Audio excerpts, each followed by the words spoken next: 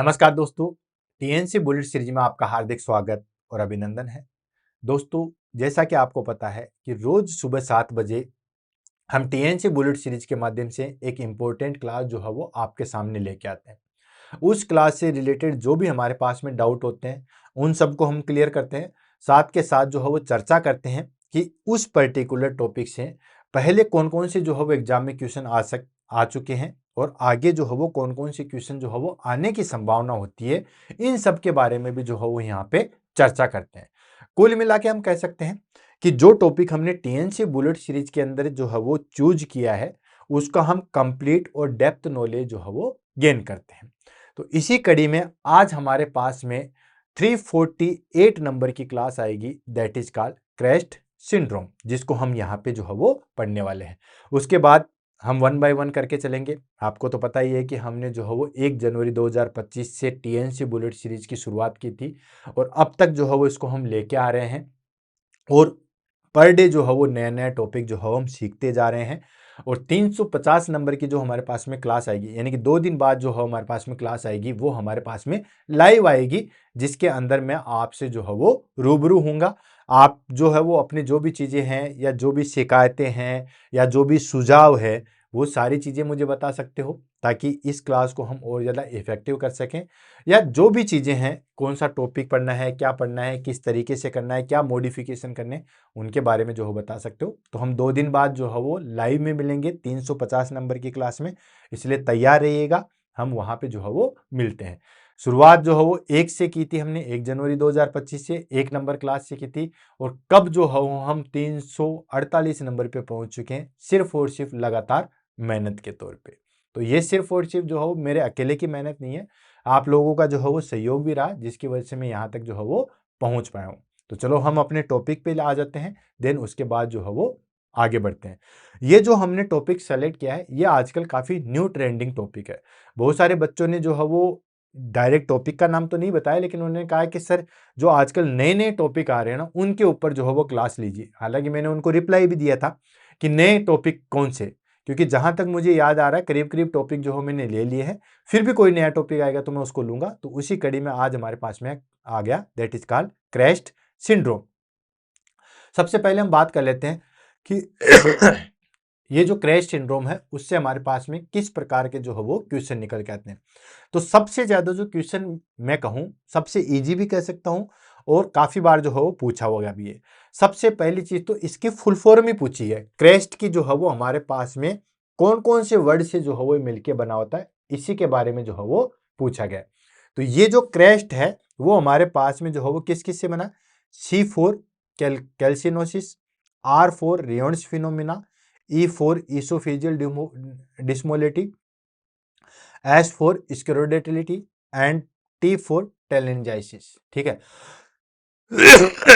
Sorry, इससे जो है वो ये वर्ड मिलके बना हुआ क्रैस्ट। तो काफी बार एग्जाम में तो इसकी जो है वो फुल फॉर्म ही पूछी गई है। कई बार एग्जाम में पूछा गया है कि किस प्रकार की डिजीज है, तो ये जो है वो हमारे पास में एक ऑटो इम्यून डिजीज है। एंड एग्जाम में क्वेश्चन पूछा गया है कि इसकी बेसिक पैथोफिजियोलॉजी क्या होती है, ये भी एग्जाम में पूछा गया है। एग्जाम में पूछा गया है कि जो ये ऑटो इम्यून है लेकिन इसमें एंटीबॉडी जो है वो किसको देख के फॉर्म होती है, ये भी एग्जाम में क्वेश्चन पूछा गया है। देन इनका जो है वो ट्रीटमेंट किस तरीके से किया जाता है, ये भी एग्जाम में पूछा गया है। देन क्रेस्ट सिंड्रोम के कॉम्प्लिकेशन क्या हो सकते हैं, ये भी एग्जाम में जो है वो पूछा गया है। और सबसे बड़ी बात यह है कि बेचारे बच्चों को जो है वो इसके बारे में न तो डिग्री के टाइम पे और न कोचिंग में जो है वो पढ़ाया नहीं जाता। अब देखो, कहावत है वो एक चीज कि चाहे चाकू तरबूज पे गिरे या तरबूज चाकू पे गिरे, नुकसान किसका होता है, ऑफ कोर्स तरबूज का होता है। तो बेचारे बच्चे जो है वो यहाँ पे तरबूज है।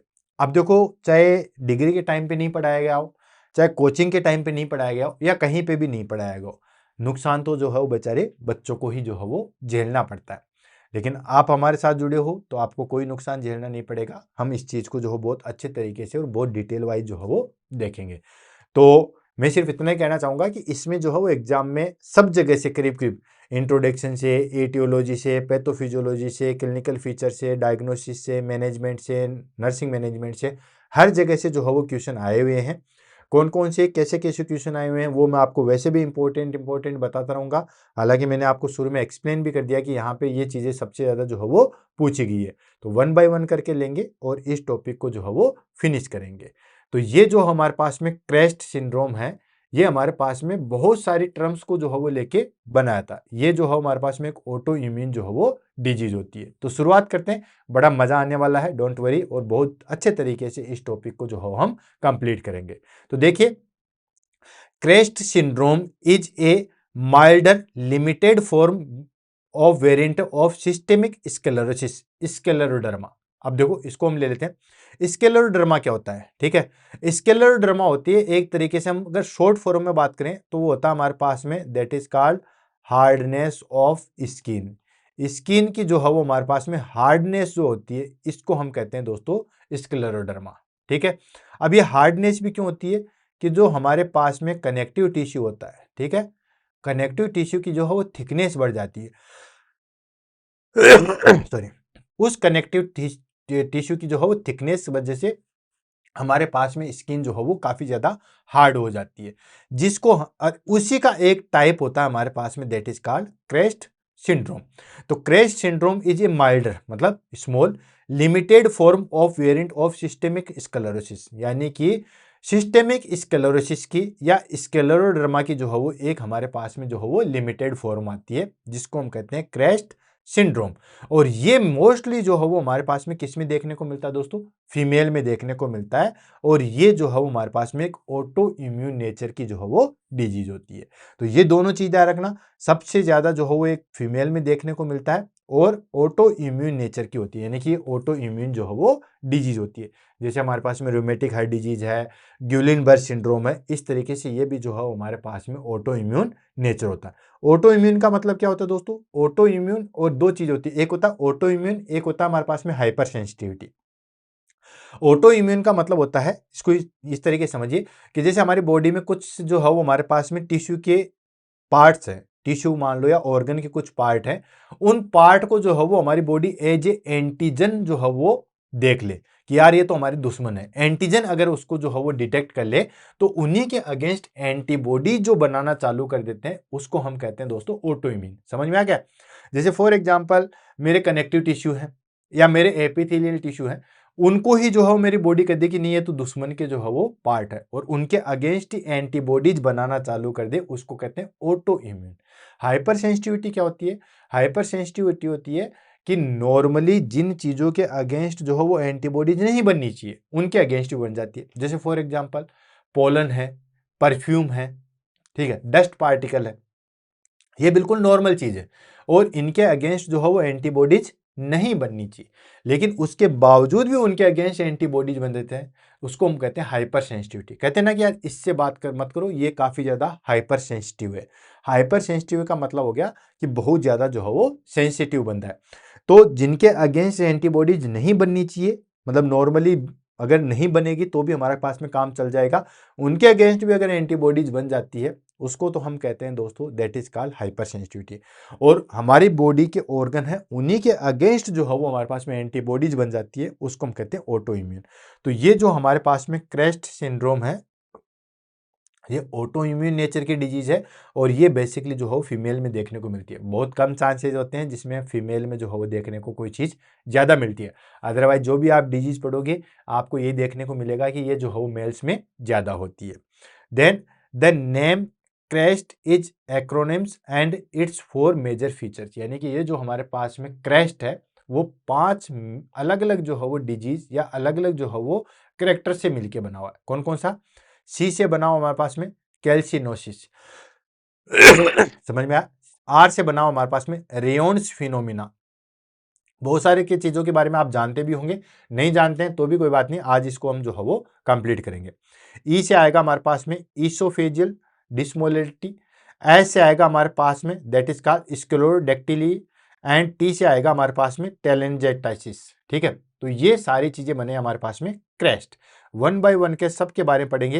पहले कैल्सिनोसिस के बारे में पढ़ेंगे, फिर रेयोन्स फिनोमिना के बारे में पढ़ेंगे, फिर ईसोफेजियल डिस्मोलिटी के बारे में पढ़ेंगे, देन फिर स्क्लेरोडेक्टिलिटी के बारे में पढ़ेंगे एंड टेलेंजेटाइसिस के बारे में जो है वो पढ़ेंगे। सबके बारे में देखेंगे, सबका मैनेजमेंट देखेंगे, सारी चीज़ों को जो है वो कंप्लीट करेंगे।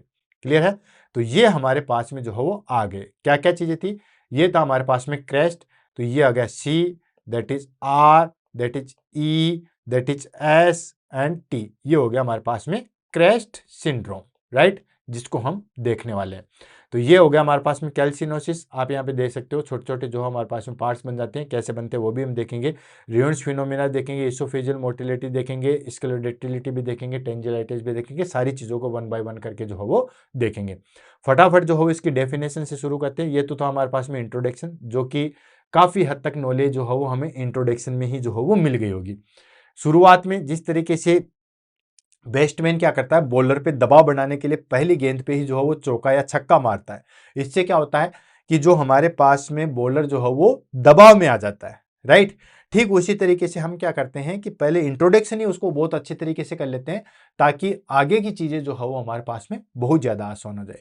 तो इंट्रोडक्शन में हमें सबसे ज्यादा टाइम जरूर लगता है, लेकिन हम आगे की चीजें देखते हैं कि आगे की चीजें को हम किस तरीके से जो है वो सही कर सके। अब देखो, इंट्रोडक्शन में भी हमने इतनी नॉलेज गेन कर ली है कि अगर आगे चीजें ना भी पढ़े ना, तो भी आप काफी हद तक जो है वो इस डिजीज के बारे में जो है वो बता सकते हो। बट 1 बाय 1 करके चलते हैं, आगे बढ़ते हैं।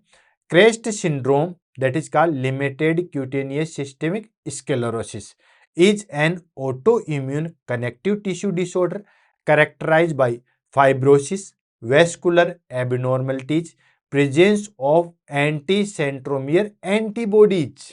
क्लियर? ये है इसकी डेफिनेशन।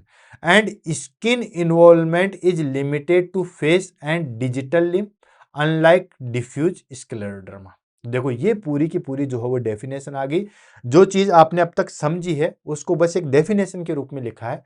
क्या है? देखो, क्रेस्ट सिंड्रोम जो है वो क्या है? लिमिटेड क्यूटेनियस सिस्टेमिक स्क्लेरोसिस है, ठीक है। यानी कि देखो, एक स्क्लेरोसिस और हमने पढ़ा था, मल्टीपल स्क्लेरोसिस पढ़ा था, नहीं पता? मल्टीपल स्क्लेरोसिस मैंने टीएनसी बुलेट सीरीज के अंदर जो है वो करवा रखा था, ठीक है। तो ये था हमारे पास में मल्टीपल स्क्लेरोसिस। ये हमारे पास में जो है वो सेंट्रल नर्वस सिस्टम की जो है वो डिजीज थी, जिसके अंदर हमारे पास में जो सेंट्रल नर्वस सिस्टम होता है, उसकी जो हमारे पास में नर्व होती है, उसका माइलिन शीथ जो है वो डैमेज होता है, उसको बोलते हैं मल्टीपल स्क्लेरोसिस। ये हमारे पास में सिस्टेमिक स्क्लेरोसिस। ये हमारे पास में जो है वो जो सब क्यूटेनियस टिश्यू है उसकी जो हार्डनेस होती है, इसको हम कहते हैं that is called systemic sclerosis. तो क्रेस्ट सिंड्रोम है वो क्या है? लिमिटेड क्यूटेनियस सिस्टेमिक स्क्लेरोसिस है, जो कि एक ऑटो इम्यून डिजीज होती है। और ऑटो इम्यून डिजीज भी किसकी है दोस्तों? कनेक्टिव टिश्यू डिसऑर्डर की, जो कि ऑलरेडी मैंने यहां पे बता दी। क्रेस्ट सिंड्रोम जो है वो लिमिटेड क्यूटेनियस सिस्टेमिक स्क्लेरोसिस है, auto immune connective tissue disorder का, जो कि क्या कैरेक्टराइज होता है? फाइब्रोसिस होता है। यानी कि इसके अंदर क्या होता है? फाइब्रोसिस होगा। वेस्कुलर एबनॉर्मलिटीज होगी, ये जैसे हमारे पास में ब्लड वेसल्स है, तो इसकी एंडोथेलियल जो है वो डैमेज होगी, जिसको हम बोल देंगे वेस्कुलर एबनॉर्मलिटी। वेस्कुलर एबनॉर्मलिटी होता है and presence of anti centromere antibodies.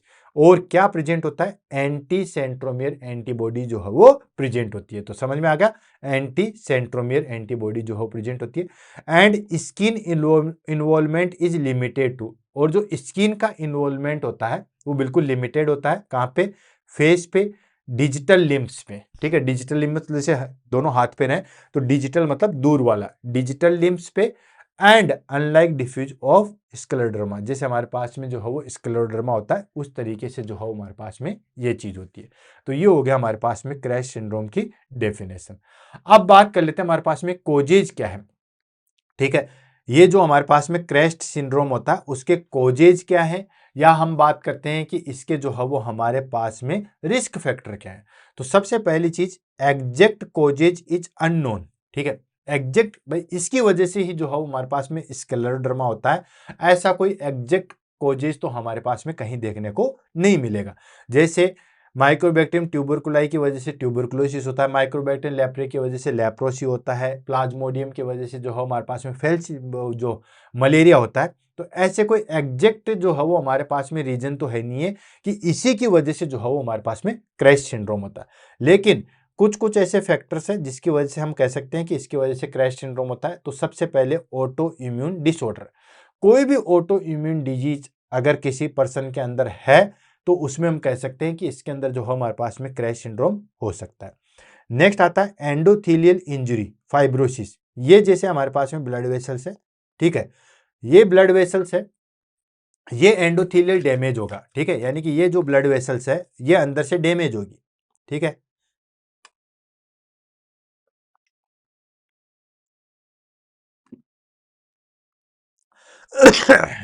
ये एंडोथेलियल जो है हमारे पास में लेयर डैमेज होगी, जिसकी वजह से क्या होगा दोस्तों, फाइब्रोसिस बनेगा।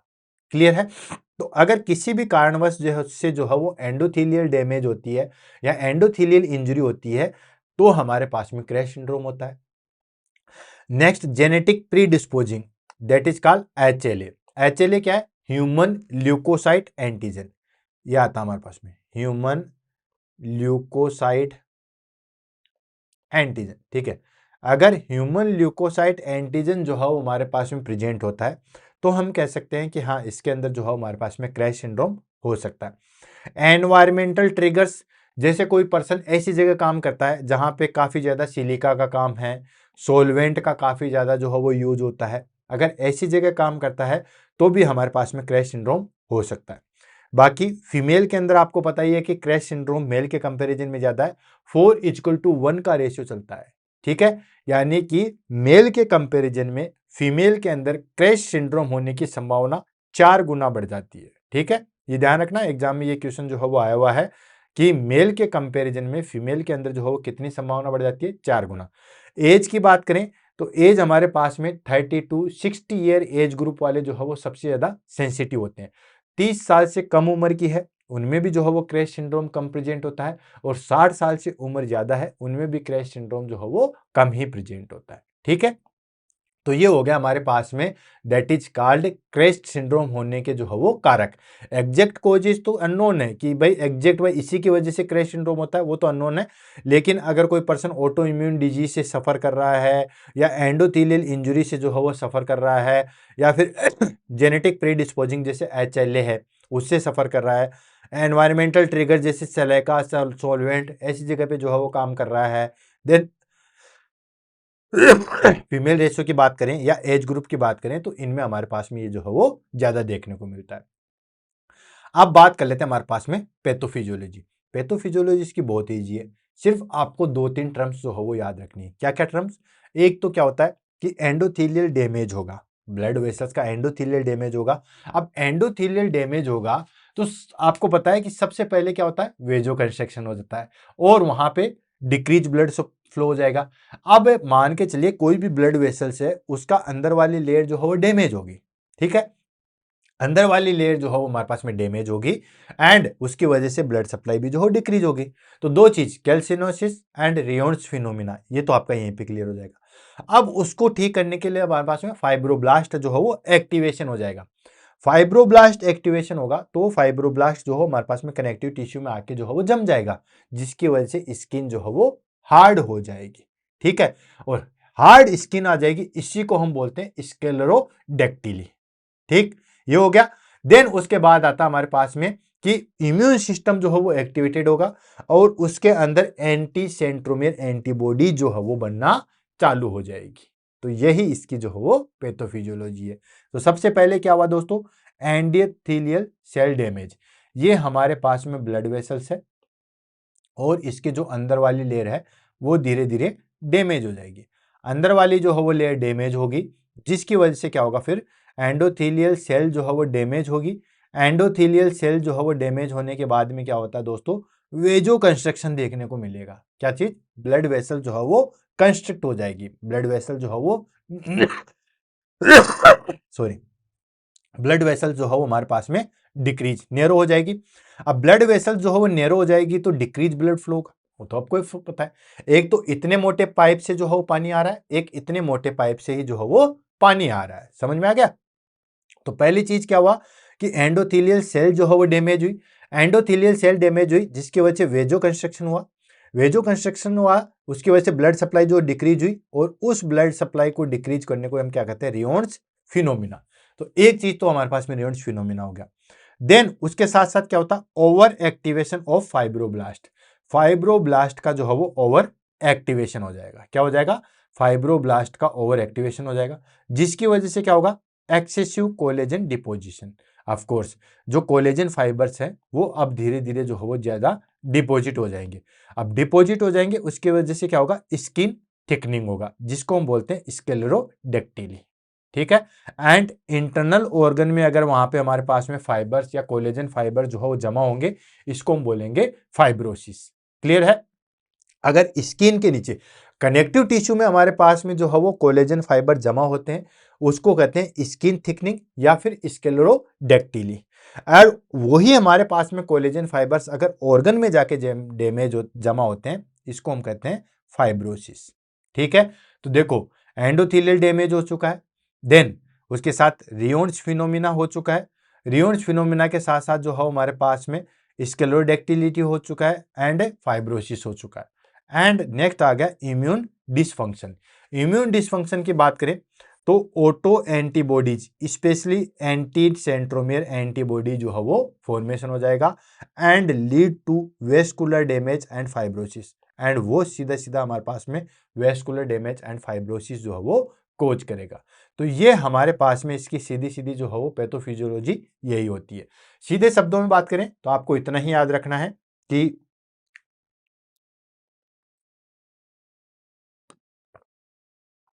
सीधे शब्दों में बात करें तो हमारे पास में यही है कि एंडोथेलियल जो है वो हमारे पास में, या ब्लड वेसल जो है वो डैमेज हुई, ब्लड वेसल डैमेज हुई, वेजो कंस्ट्रक्शन हुआ, ब्लड वेसल जो है वो कंस्ट्रक्ट हो चुके हैं, ब्लड वेसल्स कंस्ट्रक्ट हो चुके हैं, उसी को हम बोलते हैं रियोन्स फिनोमिना। अभी आएगा वन बाय वन करके आएगा।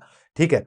कि क्योंकि रियोन्स फिनोमिना में भी क्या होता है, ब्लड सप्लाई जो है वो डिक्रीजित होती है, जो हमारे पास में स्मॉल स्मॉल आर्टरीज होती है वो नेरो हो जाती है और वहां पे ब्लड सप्लाई डिक्रीज होती है। जैसे आजकल सर्दियों में बहुत सारे लोगों को देखने को मिलता है, बहुत सारे लोगों के यहाँ पे जो है वो खून सा जम जाता है, वो रियोन्स फिनोमिना ही है। यानी कि जो स्मॉल ब्लड वेसल्स है वो धीरे धीरे नेरो हो जाती है उसी को हम क्या कहते हैं दोस्तों, रियोन्स फिनोमिना। देन उसके बाद क्या होता है, फाइब्रोब्लास्ट एक्टिवेशन होता है। वो फाइब्रोब्लास्ट जो है वो कोलेजन फाइबर जो है वो डिपोजिशन चालू होता है। अब कोलेजन फाइबर स्किन में आके डिपोजिशन हो रहा है, उसको बोलते हैं थिक स्किनिंग या स्क्लेरोडेक्टिली। एंड अगर वो ऑर्गन में जाके जमा होता है उसको बोलते हैं फाइब्रोसिस। एंड इम्यून सिस्टम को जो है वो डिसफंक्शन करता है, जिसमें एंटी सेंट्रोमियर एंटीबॉडीज का फॉर्मेशन होता है और वो सीधा सीधा वेस्कुलर एंड फाइब्रोसिस को जो है वो कोज करते हैं। अब वन बाय वन करके जो है वो इसके बारे में ले लेते हैं, देन उसके बाद जो है वो आगे बढ़ते हैं। सबसे पहले हम इसी के बारे में ही लेंगे कि ये चीजें क्या क्या होती है, फिर हम आगे इसके डिटेल से जो है मैनेजमेंट साथ के साथ करेंगे। सबसे पहला आता है कैल्सिनोसिस। अब देखो रटने की जरूरत नहीं है, सबसे पहले अपने को CREST ये तो याद रखना ही रखना है। ठीक है। तो सी से बना हमारे पास में कैल्सिनोसिस। अब ये जो है वो कैल्सिनोसिस क्या होता है हमारे पास में, ये कैल्सिनोसिस हो गया हमारे पास में मतलब कैल्शियम का डिपोजिशन। सिंपल मीनिंग में अगर आपको याद रखें तो ये हो गया हमारे पास में कैल्शियम का डिपोजिशन। अब ये कैल्शियम का डिपोजिशन मतलब deposition of calcium in skin and subcutaneous tissue. यानी कि जो हमारे पास में कैल्शियम है उसका डिपोजिशन हो जाएगा कहां पे, स्किन एंड सबक्यूटेनियस टिश्यू में जो है वो कैल्शियम का डिपोजिशन हो जाएगा। अब उसकी वजह से क्या होगा, firm nodules around fingers elbow and knee. ठीक है। छोटे छोटे जो है वो हमें नोड्यूल्स दिखाई देंगे, क्या दिखाई देंगे, छोटे छोटे नोड्यूल्स दिखाई देंगे कहां पे, फिंगर्स के अराउंड, ये जैसे अंगुलियां हैं उसके चारों तरफ, एल्बो है, ठीक है, यहां पे हमें दिखाई देंगे, एंड नी घुटना जो है वहां पे दिखाई देंगे। समझ में आ गया। कैल्सिनोसिस की सिंपल डेफिनेशन क्या थी कि कैल्शियम का जो है वो डिपोजिशन हो जाता है कहां पे, स्किन में एंड सबक्यूटेनियस टिश्यू में। अब वो कहां कहां होता है, ये बेसिकली जो हो छोटे छोटे कैल्शियम के नोड्यूल्स बन जाते हैं फिंगर्स पे, एल्बो पे एंड नी पे, and can ulcerate and get infected. And धीरे धीरे क्या करते हैं, वहां पे अल्सर बनना चालू होते हैं, ये अल्सर कोज कर देते हैं और वहां पे इंफेक्शन भी जो है वो शुरू हो जाता है। यानी कि वहां पे हमारे पास में कैल्शियम का जो है वो कैल्शियम डिपोजिशन वजह से अल्सर भी बन जाएगा एंड इन्फेक्टेड हो जाएंगे। क्लियर है, ये हो गया कैल्सिनोसिस। नेक्स्ट आता है हमारे पास में रियोन्स फिनोमिना। रियोन्स फिनोमिना क्या कहता था, रियोन्स फिनोमिना कहता है हमारे पास में कि जो ब्लड वेसल्स है, जो स्मॉल स्मॉल ब्लड वेसल्स है वो धीरे धीरे और नेरो हो जाएगी और फाइनली ब्लड सप्लाई जो है वो डिक्रीज हो जाती है। ठीक है, इसको हम कहते हैं रियोन्स फिनोमिना। तो देखो vasospasm of small digital arteries, यानी कि हमारे पास में जो छोटी छोटी आर्टरीज है उनमें वेजो स्पाज्म बन जाएगा, मतलब कॉन्स्ट्रिक्ट हो जाएगी, नेरो हो जाएगी, जिसकी वजह से क्या होगा, ट्राइफेजिक कलर चेंजेस होते हैं, मतलब 3 फेज में कलर चेंजेस होते हैं। व्हाइट होगी मतलब इस्चीमिया कंडीशन होगी, देन ब्लू होगा मतलब साइनोसिस होगा, एंड रेड होगा मतलब रिपरफ्यूजन होगा। तो देखो इस्चीमिया इस्चीमिया किसको कहते हैं, जिसके पीछे भी मिया आ जाए, ठीक है, रिलेटेड टू ब्लड। मिया जिसके पीछे है रिलेटेड टू ब्लड, जैसे एनीमिया, थैलेसीमिया, वो सारी चीजें। तो इस्चीमिया होता है हमारे पास में, that is called decrease blood supply, ठीक है, डिक्रीज ब्लड सप्लाई। अब ब्लड सप्लाई जो है वो डिक्रीज हो जाएगी, तो इसकी वजह से क्या होगा दोस्तों, व्हाइट स्किन जो है वो बिल्कुल व्हाइट हो जाती है। फिर उसके बाद में अगर वो व्हाइट रही तो देन उसके बाद में वहां पे हमारे पास में क्या होता है कि वो धीरे धीरे ब्लूइश हो जाएगी, साइनोसिस कंडीशन। साइनोसिस क्या होता है, इंक्रीज CO2 लेवल, ठीक है। अब वहां पे ऑक्सीजन की तो होगी कमी। अब ऑक्सीजन आप देखो कहीं पे भी, जैसे मान लो ये अंगुली है, इसके ऊपर आप रिबन बांध लो कुछ समय के लिए, या धागा टाइटली बांध लो, ये धीरे धीरे नीली पड़ जाएगी, ठीक है। तो जो नीली पड़ जाती है इसको कहते हैं साइनोसिस। वो ये होता है हमारे पास में, that is called increase CO2 level. CO2 level जो है वो इंक्रीज हो जाएगा। अगर यहां तक आपने अगर इसको ठीक कर दिया तब तो अच्छी बात है, तब तो ये रेड हो जाएगा, जिसको बोलते हैं रीपरफ्यूजन। और अगर ठीक नहीं किया गया तो फिर धीरे धीरे जो है वो इन्फार्क्शन की कंडीशन में आ जाएगी, फिर जो है वो सेल डेथ चालू हो जाएगा, ठीक है। अब ये जो हमारे पास में वेजो स्पाज बनता है, या जो हमारे पास में डिजिटल आर्टरीज है, उसके अंदर जो है वो नेरोइंग होती है, वो किसकी वजह से, कौन कौन से इससे ट्रिगर पॉइंट है। ट्रिगर पॉइंट मतलब ऐसी चीजें जो किसी चीज को बढ़ावा देती है, जैसे किसी को गुस्सा आ रहा है और ऐसी क्या चीज बोल दे कि उसको और ज्यादा आ जाए, उसको बोलते हैं ट्रिगर्स। तो ट्रिगर्स की बात करें तो दोस्तों कोल्ड एंड स्ट्रेस, स्ट्रेस या कोल्ड रहेगा तो ये चीजें और ज्यादा बढ़ जाएगी। मतलब रेयॉन्स फिनोमिना जो है वो और ज्यादा कब देखने को मिलता है हमें, वो कोल्ड के टाइम पे, आजकल के मौसम में, एंड स्ट्रेस के टाइम पे। एंड अगर इसको ठीक नहीं किया गया तो मे कोज अल्सर, अगर इसको ठीक नहीं किया गया तो फिर जो है वो अल्सर का रूप ले लेते हैं। ये हो गया हमारे पास में रेयॉन्स फिनोमिना। नेक्स्ट आ जाता है इसोफेजियल डिसफंक्शन, नाम से पता चल रहा है इसोफेजियल डिसफंक्शन। ये हमारे पास में इसोफेगस है, ये हमारे पास में दोस्तों स्टोमक आ गया, राइट। अब इसोफेजियल डिसफंक्शन में क्या होता है, ड्यू टू फाइब्रोसिस। अब देखो फाइब्रोसिस होगा, फाइब्रोसिस हमने पैथोफिजियोलॉजी में देखा ना कि फाइब्रोसिस हुआ। अब वो फाइब्रोसिस हुआ, तो वो फाइबर्स जो है वो दो जगह जाके, जो स्किन में है, कनेक्टिव टिश्यू में, वहां जाके डिपॉजिट होंगे, तो उसकी वजह से स्किन जो है वो हार्ड होगी। प्लस अगर वो इंटरनली ऑर्गन में जाके करेंगे तो वह जो है वो फाइब्रोसिस की कंडीशन करेंगे। इंटरनल ऑर्गन में जाके इफेक्ट डालेंगे उसको फाइब्रोसिस बोलेंगे, और जो स्किन है, कनेक्टिव टिश्यू है, वहां पे जाके इंपैक्ट डालेंगे उसको हम जो है वो दोस्तों दैट इज कॉल्ड स्क्लेरोडर्मा कहेंगे, ठीक है। तो due to fibrosis lower oesophageal sphincters LES and smooth muscles, ठीक है। फाइब्रोसिस की वजह से ये सीधा इफेक्ट कहा जाते हैं लोअर इसोफेजियल स्फिंक्टर्स। दो स्फिंक्टर्स प्रेजेंट होते हैं, एक तो होता है अपर साइड में जिसको बोलते हैं अपर इसोफेजियल स्फिंक्टर्स, ठीक है, अपर इसोफेजियल स्फिंक्टर्स। एक नीचे की साइड में होता है जिसको बोलते हैं लोअर इसोफेजियल स्फिंक्टर्स। ये क्या करते हैं कि खाना जो है वो जैसे इसोफेगस से अंदर स्टोमक में चला जाएगा तो उसको वापस बैक फ्लो आने से रोकते हैं, ये काम होता है लोअर इसोफेजियल का। और खाना माउथ से जो है वो इसोफेगस में चला जाए, फिर इसोफेगस से वापस ऊपर ना आ जाए, इसको ये काम होता है हमारे पास में अपर इसोफेजियल स्फिंक्टर्स का। अब सॉरी, फाइब्रोसिस की वजह से क्या होता है कि जो लोअर इसोफेजियल स्फिंक्टर्स है उसके उसमें जो है वो प्रॉब्लम आती है, जिसकी वजह से डिस्फेजिया हमें देखने को मिलता है। डिस्फेजिया क्या होता है दोस्तों, डिफिकल्टी इन स्वेलिंग, ठीक है, डिफिकल्टी इन स्वेलिंग, खाना निगलने में जो है वो हमें बड़ी दिक्कत आती है। एंड GERD होता है। GERD क्या होता है, गेस्ट्रो इसोफेजियल रिफ्लेक्स डिजीज, ठीक है। ये लो मैं GERD हो गया, that is called gastro oesophageal reflex disease, ठीक है। ये ऑलरेडी मैंने जो है बुलेट सीरीज के अंदर करवा रखा है, गेस्ट्रो इसोफेजियल रिफ्लेक्स डिजीज। बहुत सारे बच्चे ये सोचते होंगे कि सर जिस चीज को बता रहे हैं उसमें यही कह रहे हैं कि ये मैंने बुलेट सीरीज के अंदर करवा दिया, ये मैंने बुलेट सीरीज के अंदर करवा दिया। तो दोस्तों जो टॉपिक मैंने करवा दिया है उसी को मैं बोलूँगा, ऐसे नहीं बोलूँगा। और वैसे भी अब तक हमने 347 टॉपिक कर लिए हैं, 347 टॉपिक कम नहीं होते हैं, तो इसमें हमने इतनी डीजी 347 टॉपिक किए हैं, 347 कम नहीं होते। और वैसे भी अगर आपको देखना है तो सिंपली आपको यूट्यूब में जाना है, आपको करना कुछ नहीं है, या तो आप प्लेलिस्ट में जाके वैसे देख लीजिए अब तक के जितने चैप्टर हमने करवाए, या फिर सबसे अच्छा फॉर्मूला बताता हूँ, सिंपली यूट्यूब में आप टीएनसी बुलेट टाइप कीजिए और जो आपके माइंड में टॉपिक है, जो आपको लगता है टॉपिक, उस टॉपिक को जो है वो आप डालिए, देन आपको 100% जो है वो आपको देखने को मिल जाएगा, मतलब वो टॉपिक आपको जो हो मेरा पढ़ाया हुआ मिल जाएगा। तो ये आ गया, दैट इज ठीक है। एंड साथ के साथ हार्ट बर्न हमें देखने को मिलता है। हार्ट बर्न होता है, हार्ट बर्न नहीं हो रहा, यहाँ पे स्टोमक में जो है हमारे पास में जो कंटेंट है, ठीक है, वो उसकी वजह से वो उनका जो है वो बैक फ्लो हो जाता है, इसकी वजह से यहाँ पे जो है वो जलन क्रिएट होती है, इसको बोलते हैं हार्ट बर्न। हार्ट बर्न में वो हार्ट बर्न नहीं है। एंड इसोफेज एस्पिरेशन रिस्क बढ़ जाता है, ठीक है, क्लाइंट जो है वो एस्पिरेट करने की संभावना जो है वो बढ़ जाती है। ये हो गया हमारे पास में इसोफेजियल डिसफंक्शन, ठीक है।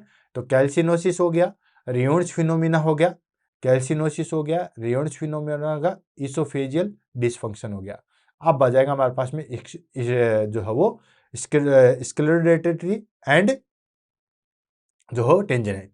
अब देखो, सबसे पहले स्क्लेरोडेक्टिलिटी में ले लेते हैं। इसमें हमारे पास में क्या होता है, thickening and tightening of skin, fingers and toes, ठीक है, यानी कि जो हमारे पास में फिंगर और टोज है, ठीक है, सॉरी, फिंगर्स की जो फिंगर्स जो है उसकी स्किन और जो टोज की स्किन है वो टाइट हो जाएगी, मतलब thickening and tightening of skin of fingers and toes, जो हमारे पास में फिंगर और टोज की स्किन है वो बिल्कुल टाइट हो जाएगी या बिल्कुल थिक हो जाएगी, जिसको हम बोलते हैं स्क्लेरोडेक्टिली, ठीक है।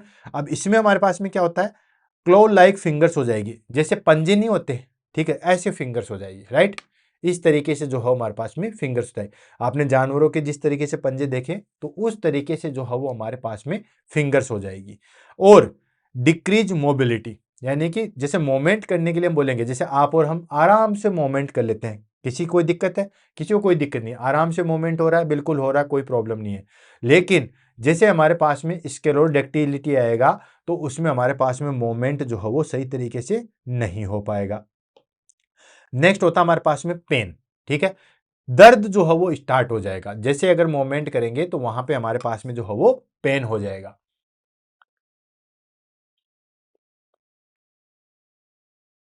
नेक्स्ट आता अल्सर एट फिंगर टिप्स, जो हमारे पास में फिंगर टिप नहीं है वहां पे अल्सर जो है वो स्टार्ट हो जाएंगे, ठीक है। एंड डिजिटल पिटिंग स्केयर, ठीक है, वहां पे स्कार फॉर्मेशन हो जाएगा, ठीक है, नीचे की साइड में जो है वो हमारे पास में स्कार फॉर्मेशन हो जाएगा, जिसको हम बोलते हैं स्क्लेरोडेक्टिली। लास्ट आ जाता है हमारे पास में, दैट इज कॉल्ड टेलेंजाइटिस, ठीक है, टेलेंजेस्टिसिया जिसको हम कहते हैं, इसके अंदर क्या होता है कि डायलेटेड सुपरफिशियल ब्लड वेसल्स, जो हमारे पास में सुपरफिशियल ब्लड वेसल्स है वो डायलेट हो जाएगी, ठीक है। अब वो डायलेट हो जाएगी तो बिल्कुल स्पाइडर लाइक जो है वो आपको स्ट्रक्चर देखने को मिलेगी, और वो कहाँ की होती है, basically face, lip, hands and mucous membrane की जो है वो डेवलप होती है। हालांकि ये हार्मफुल नहीं होती है, बट कॉस्मेटिकली जो है वो कंसर्ट होता है, मतलब देखने में जो है बड़ा अजीब लगता है। समझ में आ गया कि हमारे पास में जो सुपरफिशियली ब्लड वेसल्स है, ठीक है, अब वो डायलेट हो जाती है। डायलेट कहाँ कहाँ की होगी, फेस की डायलेट हो जाएगी, लिप्स की डायलेट हो जाएगी, हैंड्स की डायलेट हो जाएगी, म्यूकस मेम्ब्रेन की डायलेट हो जाएगी। हालांकि इससे जो है वो हमें खुद को, शरीर को कोई नुकसान नहीं होता है, बट देखने से जो है वो हमारे पास में दिक्कत होती है, देखने से जो है वो अच्छा नहीं लगेगा। तो ये हो गया हमारे पास में क्रेस्ट सिंड्रोम।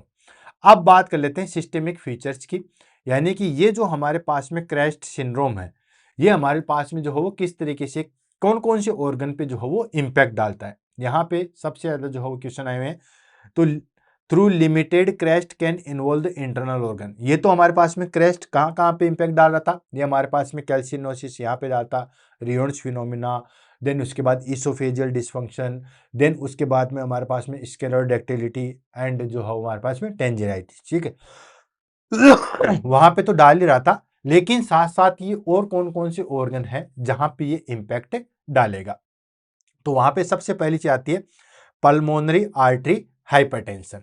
ठीक है, पल्मोनरी आर्टरी हाइपरटेंशन करवाता है, मोस्ट इंपॉर्टेंट है एंड लाइफ थ्रेटनिंग है। काफी बार जो है वो एग्जाम में पूछा गया है कि क्रेस्ट सिंड्रोम का जो है वो मेन कॉम्प्लिकेशन क्या है। तो क्रेस्ट सिंड्रोम का मेन कॉम्प्लिकेशन हमारे पास में that is called pulmonary artery hypotension. ठीक है, क्यों? क्योंकि जैसे हमारे पास में वेस्कुलर डैमेज होगा तो पल्मोनरी के अंदर जो है वो हमारे पास में प्रेशर जो है वो इंक्रीज होगा, यानी कि पल्मोनरी आर्टरी के अंदर जो है हमारे पास में प्रेशर इंक्रीज होगा। जैसे वेस्कुलर डैमेज होगा, जितने भी हमारे पास में स्मॉल ब्लड वेसल्स थी वो धीरे धीरे डैमेज हो रही है।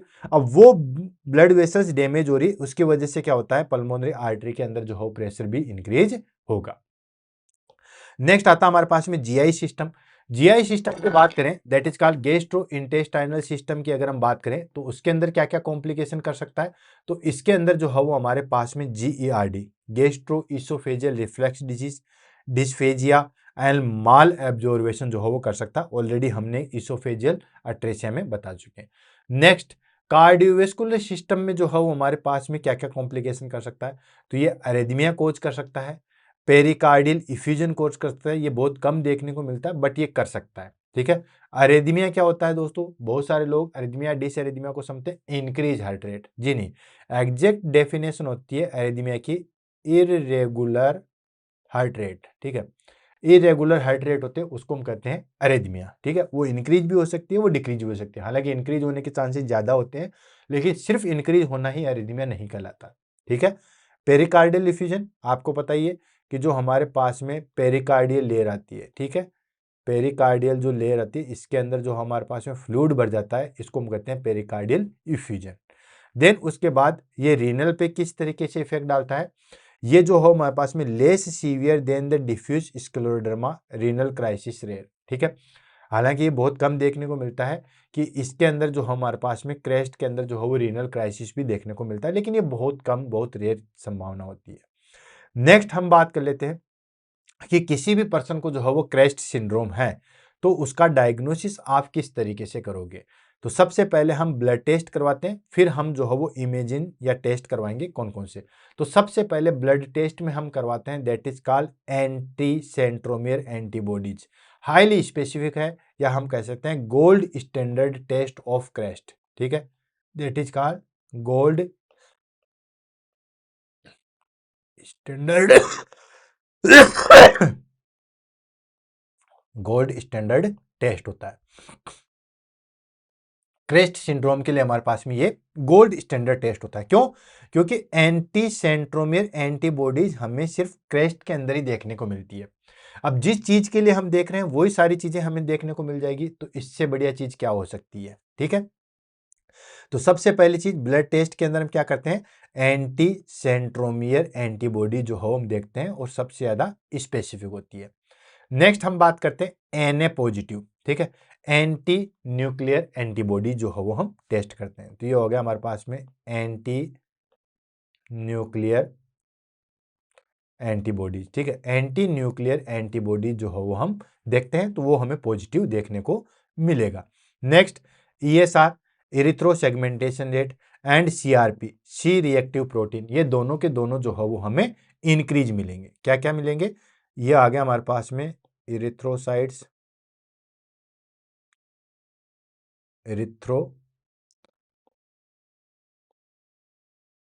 इरिथ्रोसाइट सेगमेंटेशन रेट, ये भी हमें इंक्रीज देखने को मिलेगी। और सीआरपी, सी रिएक्टिव प्रोटीन, ये दोनों जो है वो हमें इंक्रीज देखने को मिलेगी।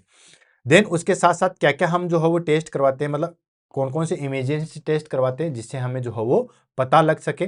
तो दोस्तों हम एक्सरे करवाते हैं। एक्सरे में हमें कैल्सिनोसिस, यानी कि जो कैल्शियम डिपोजिशन था यहाँ पे, फिंगर टिप पे, एल्बो पे, नी पे, जहां जहां पे भी हमारे पास में कैल्शियम डिपॉजिट था, और कैल्शियम जो है वो एक्सरे से ज्यादा अच्छा कहाँ दिखेगा, राइट। हम बोन फ्रैक्चर हो जाती है तो उसमें हम क्या करते हैं, एक्सरे करवाते हैं, क्योंकि कैल्शियम जो है वो सबसे अच्छा ही जो है हमें एक्सरे में देखने को मिल सकता है। तो अगर एक्सरे हो गया तो इससे बड़ी चीज कुछ नहीं है। तो एक्सरे करवाते हैं कैल्सिनोसिस के लिए। देन उसके बाद इकोकार्डियोग्राफी करवाते हैं पल्मोनरी हाइपरटेंशन के लिए। क्यों? क्योंकि जो हमारे पास में पल्मोनरी हाइपरटेंशन था वो मेन कॉम्प्लिकेशन या मेन चीज आ जाती है इसके लिए। देन उसके बाद पल्मोनरी फंक्शन टेस्ट करवाते हैं। पल्मोनरी फंक्शन टेस्ट ये भी मैंने बुलेट सीरीज के अंदर जो है वो अलग से इसको टॉपिक को करवा रखा है।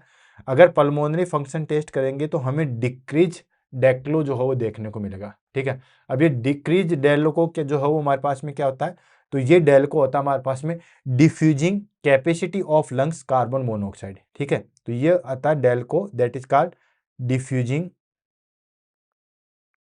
Diffusing capacity of lung of carbon monoxide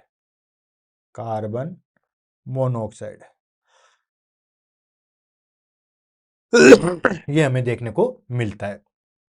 next हम क्या करते हैं, एंडोस्कोपी कराते हैं किसके लिए, ईसोफेजियल रिफ्लेक्स को, या हम कहें कि ईसोफेजियल जो भी एबनॉर्मेलिटी है उसके लिए।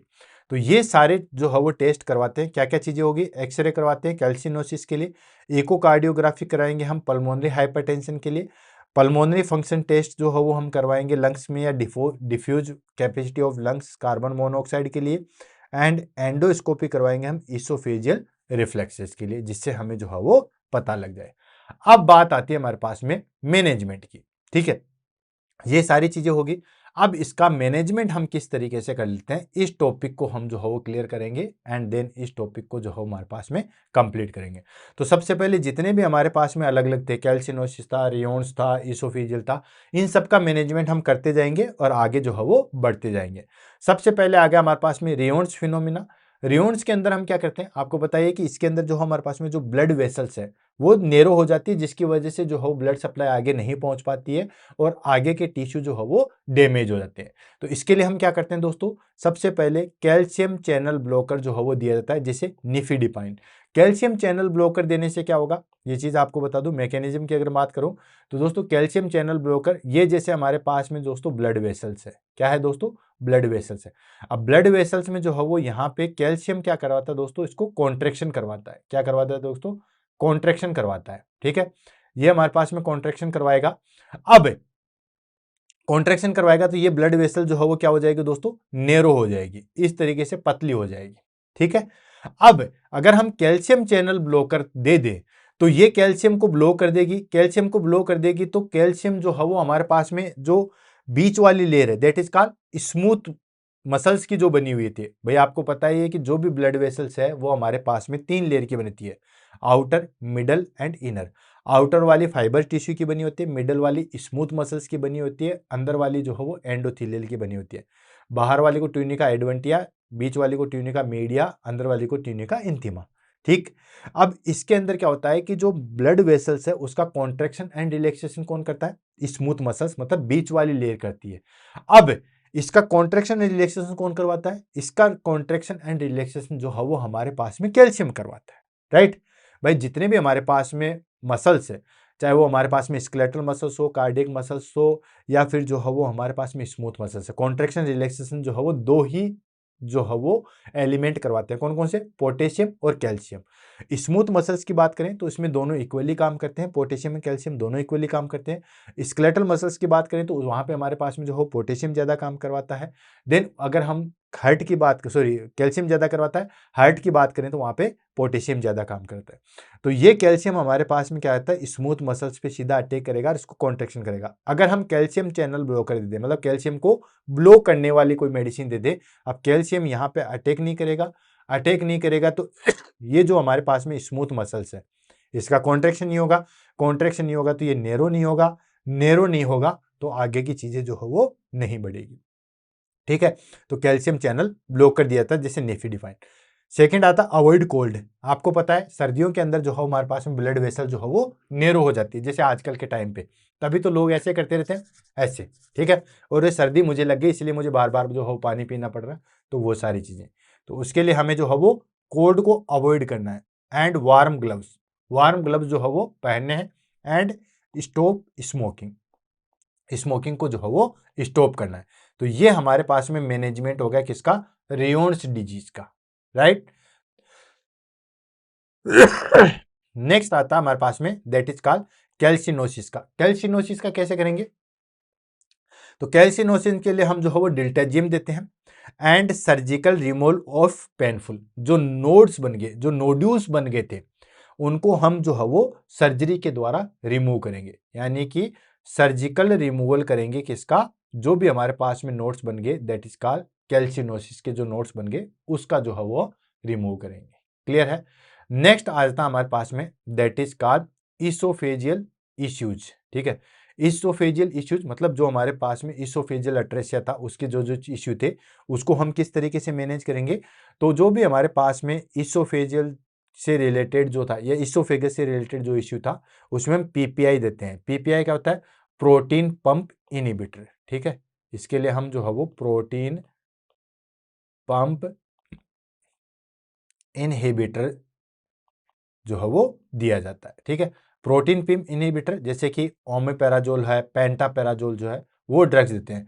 आपने देखा होगा बहुत ज़्यादा जो है वो एसिड सीक्रेशंस होता है तो भी हम ओमेपैराजोल या पेंटापैराजोल जो है वो ड्रग्स लेते हैं।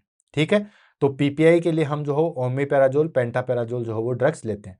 एंड जब भी खाना खाएंगे स्मॉल एंड फ्रिक्वेंट मील लेंगे। ठीक है, थोड़ा खाएंगे और थोड़ी थोड़ी अंतराल पे खा लेंगे। जैसे फॉर एग्जाम्पल कोई पर्सन जो है वो दिन की 10 रोटी खाता है, ठीक है, मैं मना नहीं कर रहा 10 रोटी ही आप खाइए, लेकिन उसको 3 टाइम पे 4 टाइम पे जो हो डिवाइड कीजिए। मैं कह रहा हूं 5 टाइम पे आप डिवाइड कीजिए, हर बार 2-2 रोटी खाइए। ठीक है, ऐसा नहीं 5 सुबह खा ली 5 शाम को खा ली, तो वो ये गलत प्रैक्टिस है। आप भले चाहे ज्यादा खाना खा लीजिए लेकिन उसको जो है वो थोड़ा और फ्रिक्वेंट मील में खाइए, वो ज्यादा अच्छा है। उसकी वजह से जो है वो जीईआरडी, गैस्ट्रोएसोफेजियल रिफ्लक्स डिजीज, वो सारी चीजें नहीं होगी।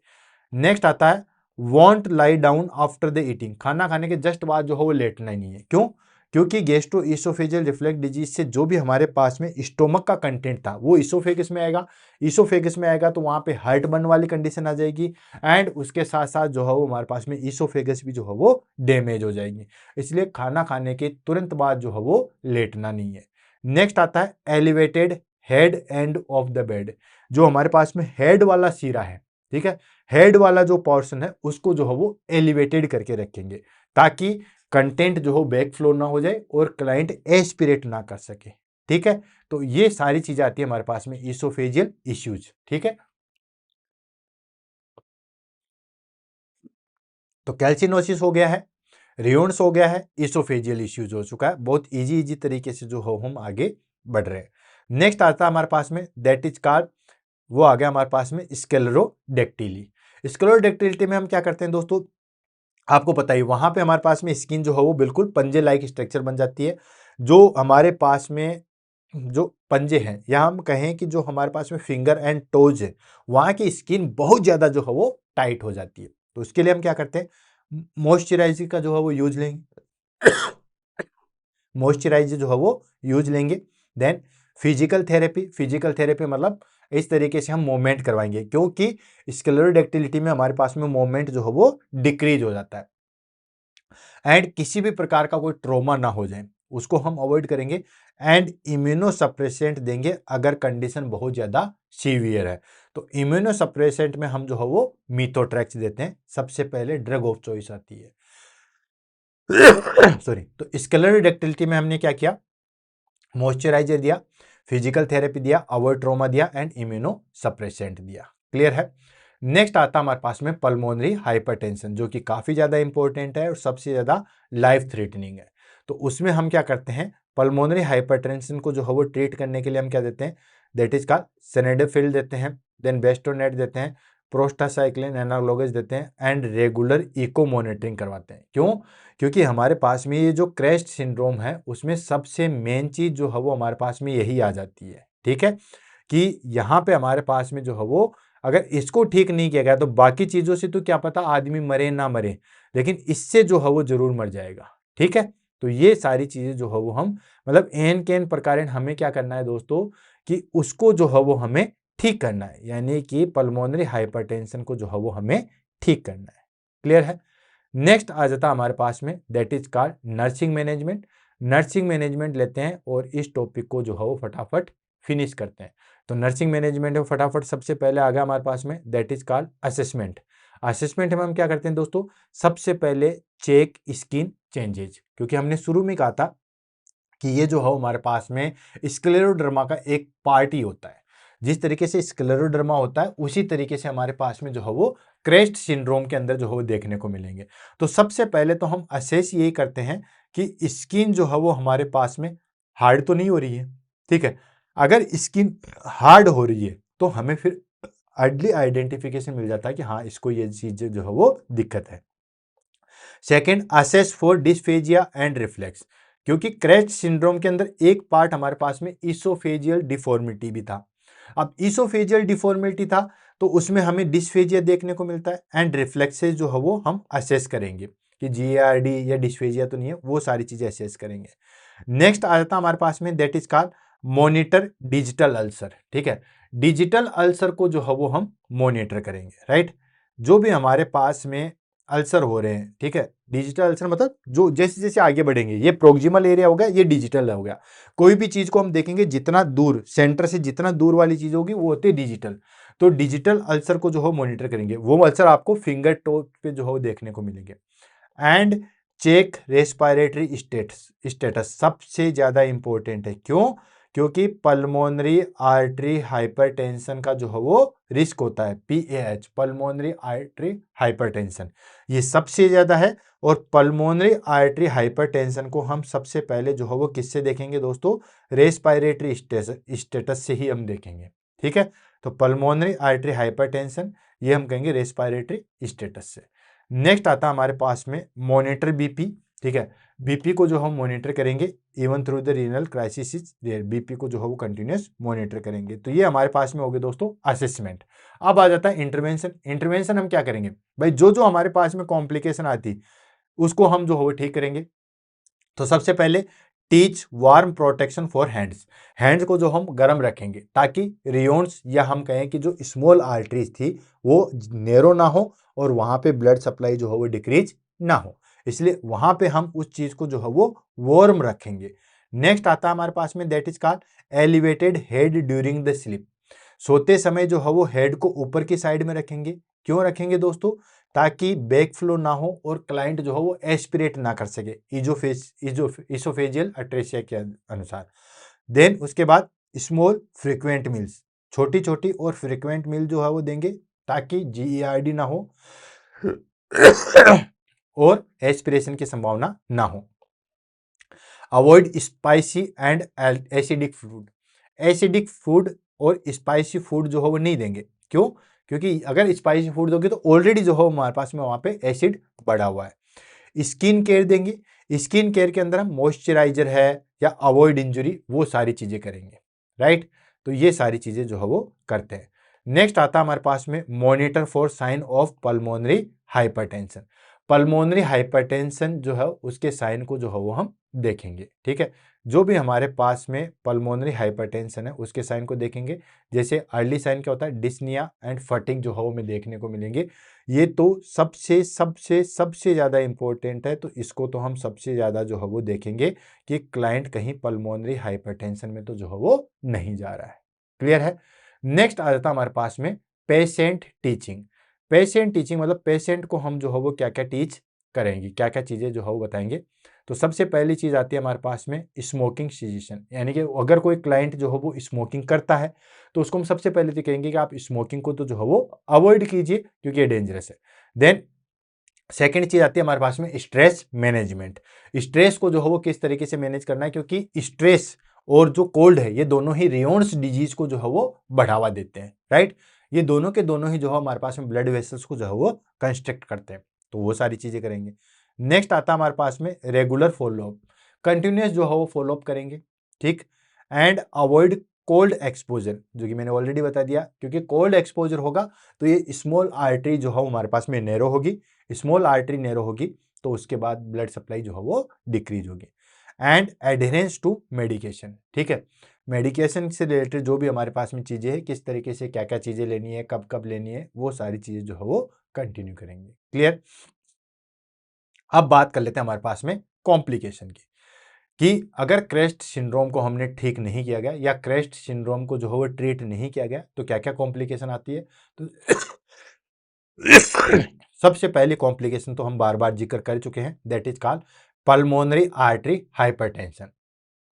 सबसे मेजर चीज जो है वो देखने को मिलती है पल्मोनरी आर्टरी हाइपरटेंशन। तो इस चीज को तो जो है वो आप अच्छे तरीके से याद रख लीजिए। नेक्स्ट आता है हमारे पास में डिजिटल अल्सर या इन्फेक्शन जो है वो हमें देखने को मिलता है। नेक्स्ट आता है सीवियर जीईआरडी। नॉर्मल जो है वो जीईआरडी तो हमें देखने को मिलता ही है, gastro esophageal reflux disease normal तो हमें देखने को मिलता ही है। लेकिन फिर अगर उसको ट्रीट नहीं किया गया, ठीक है, इसोफेजियल के अंदर जो है हमारे पास में ट्रीट नहीं किया गया, तो फिर वो सीवियर जीईआरडी के अंदर चला जाएगा और वो फिर क्रिएट करेगा हमारे पास में बेरेट इसोफेगस। बेरेट इसोफेगस क्या है, इसके बारे में काफी बार एग्जाम में पूछा गया है, तो मैं आपको बता देता हूं दोस्तों कि बेरेट इसोफेगस में क्या होता है कि इसोफेगस एक पर्टिकुलर लेयर होती है, यानी कि इसोफेगस की अपने आप में जो है वो एक बहुत अच्छी जो है वो लेयर होती है, और फिर हमारे पास में जो है वो स्टोमक चालू होता है। मतलब एक बहुत अच्छी लेयर होती है ताकि कोई भी एसिड अगर बैक फ्लो हो जाए तो वो इस इसोफेगस का कुछ नहीं बिगाड़ पाएगा। लेकिन धीरे धीरे जो है वो बैक फ्लो होता रहेगा तो उसकी वजह से क्या होगा कि जो अंदर वाली लेयर है वो डैमेज हो जाएगी, मतलब ऐसे हो जाएगी, वो अंदर वाली लेयर यहीं तक रह जाएगी, नीचे वाली देखो डैमेज होगी, मैंने यहाँ पे जो है मार्क नहीं किया, ये डैमेज हो गई है। और ये जो है वो नॉर्मली जैसे हमारे पास में इंटेस्टाइन की लेयर नहीं होती है वैसे लेयर हो जाएगी, जिसको हम कहते हैं बेरेट इसोफेगस।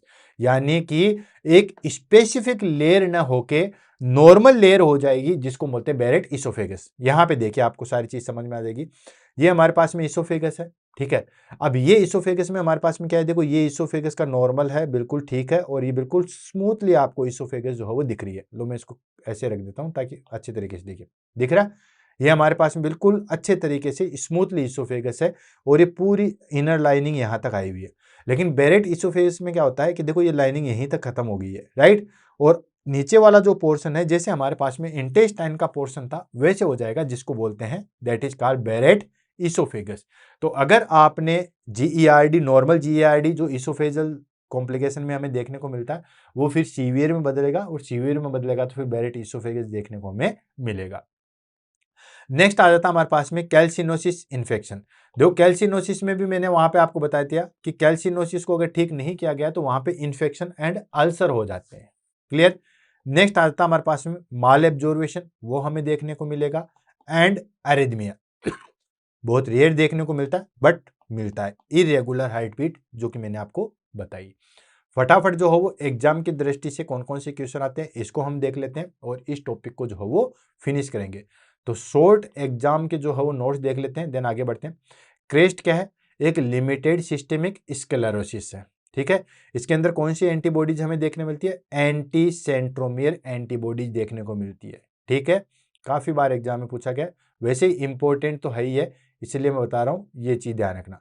देन मेजर कॉम्प्लिकेशन क्या हो सकती है, वही हमारे पास में पल्मोनरी आर्टरी हाइपरटेंशन जो है वो सबसे मेन कॉम्प्लिकेशन है हमारे पास में क्रेस्ट सिंड्रोम का। नेक्स्ट स्किन इन्वॉल्वमेंट में फेस एंड डिजिटल लिम्स जो है वो इन्वॉल्व होती है, एंड नो रीनल क्राइसिस बहुत कम जो है वो हमें देखने को मिलता है। क्लियर है। तो दोस्तों इसी के साथ आज हमारे पास में class that is crest syndrome जो है वो फिनिश होता है। आई होप क्लास आपको जो है वो बिल्कुल पसंद आई होगी। एक चीज मैं आपको कहना चाहूंगा कि देखो ऑफलाइन क्लासेज में तो क्या होता है दोस्तों हमारे पास में कि बच्चे सामने होते हैं, तो हमें जो भी ओपिनियन लेना है डायरेक्ट बच्चों से पूछ लेते हैं कि बच्चों समझ में आया या नहीं आया, तो बच्चे बता भी देते हैं। लेकिन ऑनलाइन क्लासेज के कुछ एडवांटेज भी हैं तो डिसएडवांटेज भी है। एडवांटेज तो ये है कि बच्चा कहीं पे भी कोई क्लास ले सकता है। डिसएडवांटेज ये है कि इसमें हमारे पास में फीडबैक लेने का सिर्फ एक ही जरिया होता है, वो होता है आपके कमेंट बॉक्स।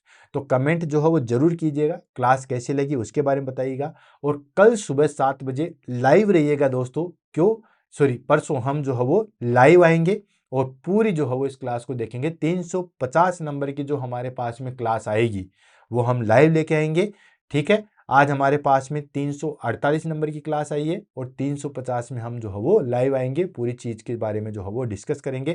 क्लास के बारे में कमेंट कीजिएगा। इसी के साथ दोस्तों all the best, have a nice day, thank you so much, Ram Ram सा, खम्मा गणी।